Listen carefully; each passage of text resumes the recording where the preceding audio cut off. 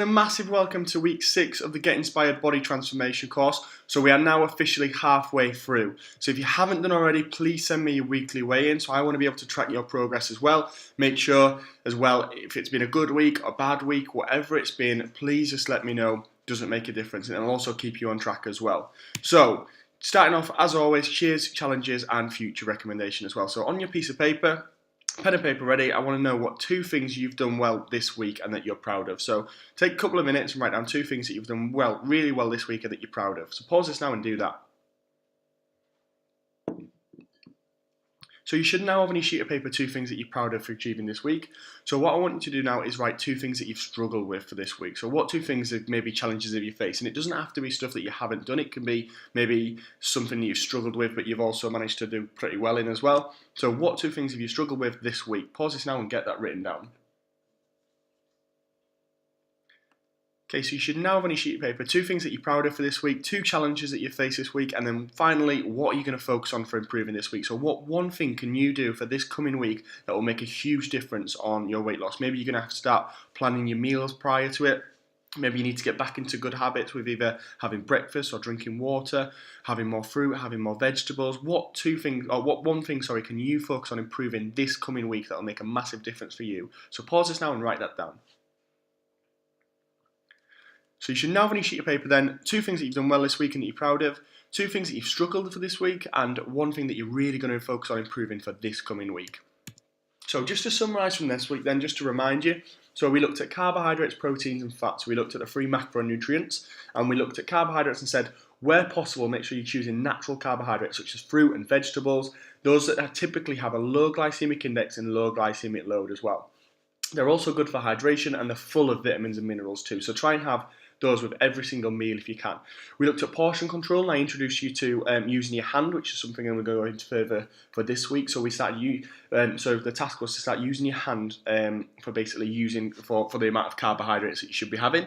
We looked at proteins and we showed some lean meats and some lean fishes as your protein dietary sources, and we looked at stuff like nuts and eggs and secondary protein sources, stuff like that, of where to get it from. And then we looked at limiting some foods such as your dairy and protein sources and stuff like that as well. So where the best ones to get it from was.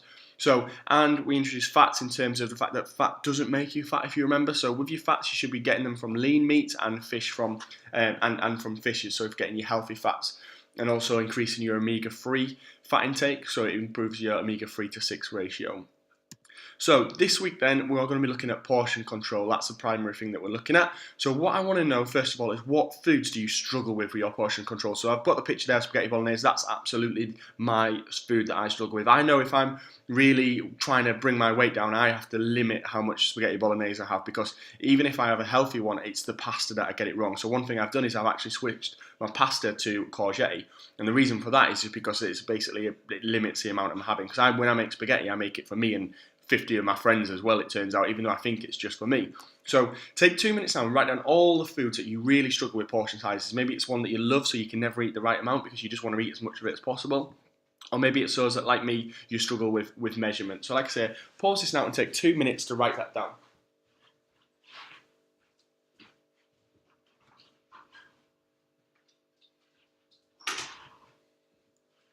Okay, so you should now have on your sheet of paper foods that you struggle with for portion sizes. So what we're going to have a look at now is the difference between portion size and serving size. But what I want to know first is, do you know the difference? So what do you think the difference between a serving size and a portion size is? So again, pause this now and write that down. Okay, so the difference then between a portion size and a serving size is a portion is the food, it's the amount of food that we choose to eat. So it's the amount that we give ourselves. So when we're, like I say with myself with spaghetti, the serving size is normally about 45 to 60 grams, depending on whether it's whole grain, etc. However, I tend to give myself about 250 grams and about half a kilo of mince. So that's the portion size that I give, and that's where I go wrong. A serving size is the set amount of food that a food authority recommends. So it's generally the amount of food that you can have before you gain weight, so before you increase your body fat. So if you have a look at serving sizes of stuff, if you have a look at, for instance, stuff like dairy milk chocolate, the serving size is normally 3 squares. If you have a look at cereal, the serving size is normally between 30 and 45 grams. Porridge is normally 45 grams. Pasta is normally between sort of 50 and 75 grams. So that serving size is the amount that if you have more than that, so if you give yourself a bigger portion than that, your blood sugar levels will increase above that level. So the easiest way to understand the serving size is to look at actually food labels, and we're going to go through that as well today. One thing that I've used with a lot of my clients for a lot of success in terms of with weight loss is 40-30-30, which is also called a zonal diet. And although every different person is different, if you go back to week 2, this diet tends to work well for people because people don't want to give up carbs or anything like that. But what this does is it means that they limit the carbohydrate amount they're having so that their blood sugar levels stay stable. They generally increase the amount of protein that they're having because they're decreasing the carbs and they want more food, so they increase the protein to make sure they're having the calorie amount, and it also the fat simultaneously increases with the increase in protein as well. So what tends to happen is a much more balanced meal, and previously, if you remember, the average person has about 60% carbohydrates with each meal. So if we look at carbs, we're looking at 40%, and the recommended amount for an average person is 30 grams, which gives you 120 calories from carbohydrates alone. We're looking at protein, we're looking at 30%, and that's about 22.5 grams, and that's about 90 calories. And then fats, we're looking at again 30%, and that's between sort of 9 and 10 grams, and again that'll give you between 83 and 90 calories. So your total meal, you're looking at about 300 calories. So if you're having that for 3 meals, 300 calories, that's 900 calories for the day, plus you're having your snacks on top of it as well. You're generally looking at about that 1500 calorie mark. So this will result in weight loss. But like I said, the primary difference is it limits your carbohydrate amount so that people are not having too much, and it increases your protein and your fat amount as well. So that's one of the reasons why it works so well. But if you remember your somatotypes from week 1 as well, there can be little tweaks that we can make with this. So if I have somebody who's more endomorphic, somebody, if you remember, they gain weight very easily, they just have to look at donuts and they put on weight, then their carbs, I will bring them even lower as well. I will generally give them 20% carbohydrates, 40% protein and 40% fats.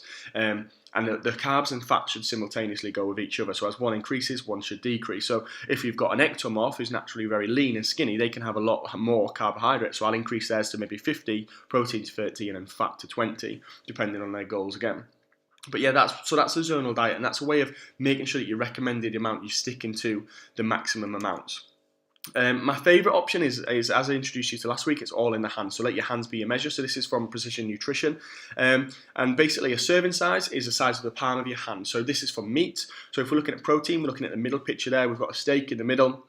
And you can see it's about the width and length of the palm of the hand, and also it's about the thickness too. So for females, you're looking at 1 palm, excuse me, and for males, you're looking at 2 palms. For carbohydrates, you're looking at a large handful, so the bottom left picture. So you're looking at a large handful, and that should be your basically carbohydrate amount. So like a large handful of dry pasta, for instance, equates to 1 serving. So again, for females, that's 1 handful. For males, that's 2 handfuls. And then for vegetables, again, it's fist. So again, using your hand, it should be 1 close fist the amount of vegetables that you're having for females, and 2 close fists for males. So there's just one way of basically gauging on your plate how much food you should be having.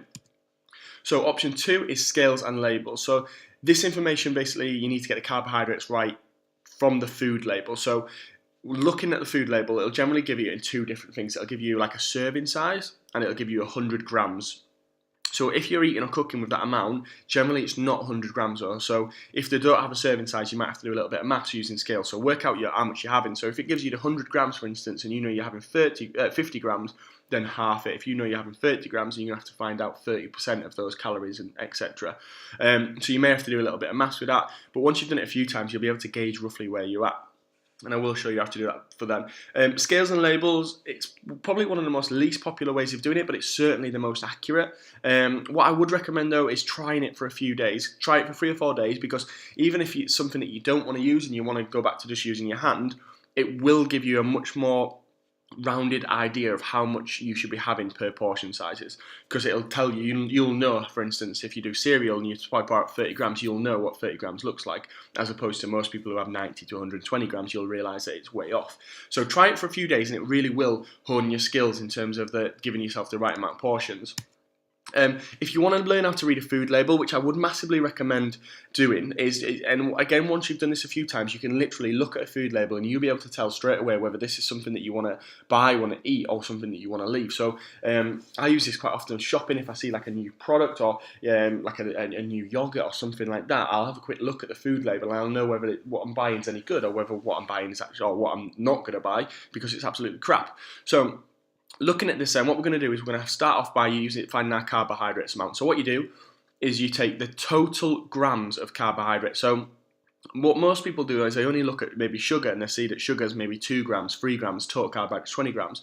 And although that's not a particularly bad thing, because obviously it's generally high in dietary fibre, we want to be having a look at the total grams of carbohydrates. If you remember, in terms of your blood sugar levels, it all gets turned into blood glucose. So it doesn't matter if it's 23 grams and it's 23 grams of sugar, or it's 23 grams in terms of that. We want to have a look, if we're looking at the macronutrient content, we want to have a look at the total carbohydrate amount. So we're doing 23 grams times by 4 calories. And the reason why we do 4 calories is because, if you remember, that's how many calories per gram of carbohydrate. So we need a calculator for this. We do 23 times 4. And that equals 92. And then that means is you've got 92 carb calories in this meal, or this packet, or this serving. What you then do is you divide that by the total calories, and that'll tell you the amount. So you do 92 divided by 210, which is about 0.44. So rounding up, 0.45% carbs. That's what we're looking at. So actually on this packet, it's 45% carbohydrates, and we're looking at around 40% again if we're using the 40-30-30 zonal method. You do the same for your protein. So there's 15 grams of protein. Again, there's 4 calories per gram. So that means there's 60 total calories in this from protein. You do 60 divided by 210, and that means you've got 29% of your calories in this from protein.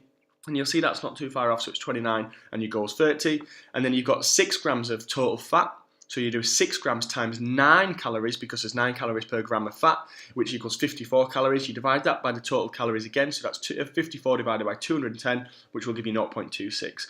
So that's how you would basically gauge a food label. So what I want you to do now is I want you to actually go and do it. So find something that you would generally have quite often. So I often say this: find something that you're not maybe that sure about whether it's healthy or not healthy, or maybe it's a bit of your comfort food. So a lot of people do this with like ice cream, or like frozen yogurt, or even yogurt, or snacks, stuff like that. Go find a food label in your house and work out the actual macronutrients. So I'll leave this on the screen for you. So if you remember, you want to be looking at the total grams.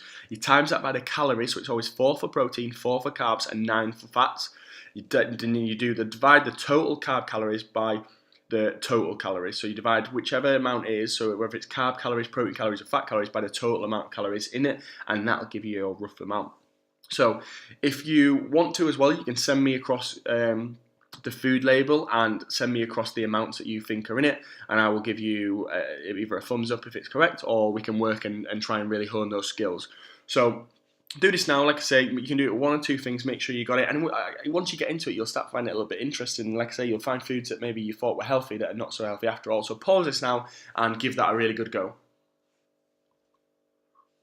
So you should have now found something in your house, or maybe you're going to do it later on at work, or when you get in from home, or anything like that, and worked out the total amount of carbs, proteins, and fat calories. So what I want to do now is another task. I want you to know what tips and ideas do you have on how you can limit your portion sizes. So let's say one of your friends has just come to you now and said that they're eating too much, their portion sizes are too big. What tips and ideas do you have that you think you can limit theirs and your calories by? So again, try and write down 3 or 4 tips that you think you can do, that you can implement to stop you having too much in terms of your portion sizes right now.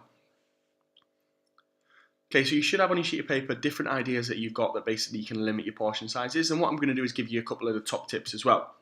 So one of the biggest tips in terms of reducing your portion sizes is to actually reduce hunger levels per se. So one of the top tips is to have a glass of water about 10 to 15 minutes prior to actually eating, as what this does is it normalizes your appetite. And most people actually get dehydration or thirst mistaken with hunger. So they'll actually be thirsty and they'll think, oh, I'm hungry, and they'll go and eat, and actually what they needed was just a drink of water. So sometimes you'll have a glass of water 10 to 15 minutes before and you'll no longer be hungry anymore.